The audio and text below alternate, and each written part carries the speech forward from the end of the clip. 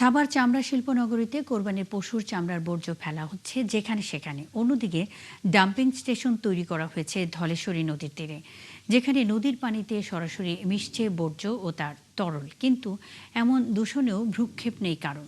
Tannery মালিকরা জানালেন, সরকারি প্রতিষ্ঠান বিসিকের তদারকি তেমন নেই, যে কারণেই না বুঝেই বর্জ্য ফেলা হচ্ছে পথে ঘাটে। জাহিদুল ইসলামের প্রতিবেদন। ঈদে পশুর চামড়া কেনার পর সেগুলো থেকে লেজ, শিং, কানসহ অপ্রয়োজনীয় অংশ কেটে আলাদা করছেন শ্রমিকরা।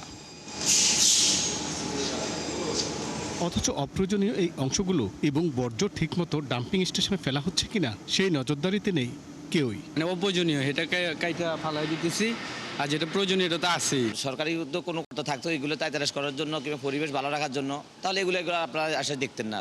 কাজের চাপ বেশি, এই জন্য যেখান থেকে পারে ওইখান থেকে ফালাই যায়। ট্যানারি মালিকরা বলছেন, এই কাজের জন্য তারা শ্রমিকদের নির্দিষ্ট হারে টাকা পরিশোধ করেন। প্রতি বিঘা আমরা 1200 টাকা করে দিই ওদেরকে, ওরা সেফটি নিয়ে পালনের কথা, কন্ট্রাক্ট। এরপর ওরা কোন জায়গায় ফেলছে এটা তার আমরা জানি না, সেফটিতে ফেলছে না কোথায় রাখছে। যদি কোনো মালিক, কোনো ট্যানারি মালিক অথবা যে কেউ রাস্তার মধ্যে এগুলা ফেলায়, তাকে সতর্ক করা এবং তার বিরুদ্ধে ব্যবস্থা নেওয়া, এটা বিসিকের দায়িত্ব ছিল। খোঁজ নিয়ে দেখা যায়, বর্জ্যগুলো ফেলা হচ্ছে ধলেশ্বরী নদীর পাশে তৈরি করা বিসিকেট ডাম্পিং স্টেশনে। ট্যানারি থেকে বের করে হাউস আছে, হাউসের ভিতরে পলাই হাউস করা আছে, বিসিকের থেকে হাউস করা দিয়েছে। বিসিক অফিস নদীর পাশে ডাম্পিং করছে, আমাদেরকে ওখানে ময়লা পালার জন্য হুকুম করছে, আমরা পালাইতেছি। পরিবেশ দূষিত, আর যদি আলাদা এক জায়গায় ফালাতো তাহলে জিনিসটা ভালো হতে পারে। এছাড়াও শিল্পনগরীর পথে প্রান্তরে পড়ে থাকতে দেখা গেছে পশুর বর্জ্য ও ফেলে দেওয়া চামড়া। আমি মনে করি যে সার্বিকভাবে বর্জ্য ব্যবস্থাপনায় আমরা সন্তুষ্ট নই। বিসি কিন্তু প্রত্যেক বছর আমাদের থেকে 10% সার্ভিস চার্জ নিচ্ছে, কিন্তু সেইভাবে আমরা কিন্তু সার্ভিস পাচ্ছি না।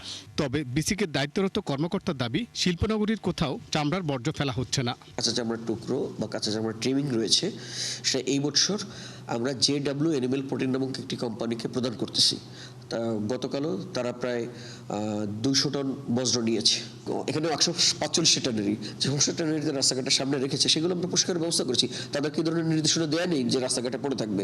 দেশে কোরবানির পশুর প্রায় 80 লাখ চামড়া প্রক্রিয়াজাতকরণ হয় হেমায়েতপুরে, আর এসব চামড়া থেকে বর্জ্য তৈরি হয় কয়েক লাখ টন। ট্যানারের বর্জ্য কোথায় ফেলতে হবে সে নির্দেশনা দিয়ে বিসিক খালাস। ঈদের বন্ধে কর্মকর্তারা ছুটিতে, তাই নেই কোনো নজরদারি। আর এই সুযোগে পরিচ্ছন্ন কর্মীরা যথাযথ ফেলছেন ময়লা এবং ট্যানারিগুলোর সামনে পড়ে আছে চামড়ার উচ্ছিষ্ট। জাহিদুল ইসলাম, 71, হেমায়েতপুর চামড়া শিল্পনগরী, সাভার, ঢাকা।